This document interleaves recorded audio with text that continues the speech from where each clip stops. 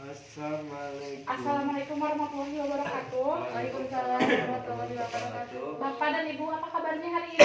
Alhamdulillah sehat. Bertemu lagi Ibu ya dengan saya. Sekarang saya akan melakukan penyuluhan kesehatan tentang PHBS di tempat kerja Ibu. Soalnya kemarin ketika saya kesini Ibu ya, banyak sekali pegawai Ibu yang tidak menerapkan PHBS. Waktunya sekitar 15 menit dan tempatnya di sini. Apakah Bapak dan Ibu bersedia? Bersedia. Kalau begitu kita lanjut saja ya Bu ya. Sebelumnya Bapak dan Ibu tahu apa itu PHBS? Perilaku hidup bersih sehat ya. Nah iya benar nih Bapak, lanjut ya.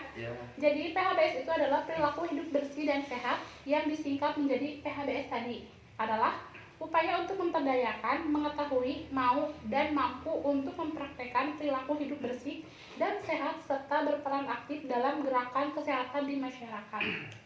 Lanjut ya Bu ya, ruang lingkup PHBS itu yang pertama ada perilaku hidup bersih dan sehat di rumah tangga, yang kedua di institusi kesehatan, yang ketiga di tempat-tempat umum, keempat di sekolah, dan yang terakhir ada di tempat kerja seperti Bapak dan Ibu ya Bu ya.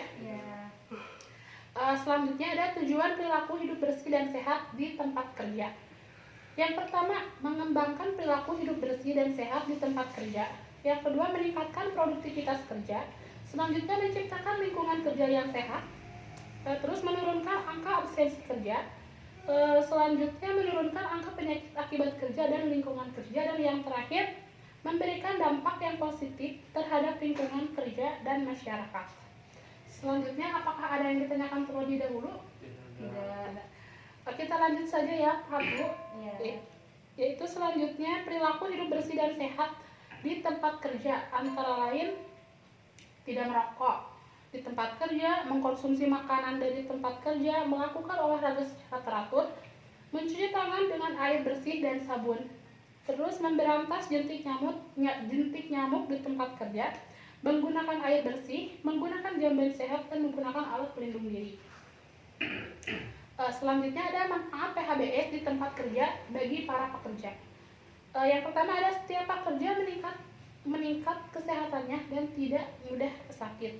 Yang kedua ada produktivitas pekerja meningkat yang berdampak pada peningkatan penghasilan pekerja dan ekonomi keluarga. Dan yang terakhir ada pengeluaran biaya rumah tangga hanya ditujukan untuk peningkatan taraf hidup, bukan untuk biaya pengobatan. Selanjutnya ada bagi masyarakat. Yang pertama, tetap mempunyai lingkungan yang sehat walaupun berada di sekitar tempat kerja. Dan yang kedua, dapat mencontoh perilaku hidup bersih dan sehat yang diterapkan oleh tempat kerja yang setempat. Yang kedua ada bagi tempat kerja. Yang pertama, meningkatkan produktivitas pekerja yang berdampak positif terhadap pencapaian target dan tujuan. Yang kedua, menurunnya biaya kesehatan yang harus dikeluarkan, meningkatnya citra tempat kerja yang positif. Dan yang terakhir ada bagi pemerintah provinsi dan kabupaten atau kota. Yang pertama, peningkatan tempat kerja sehat menunjukkan kinerja dan citra pemerintah provinsi dan kabupaten atau kota yang baik.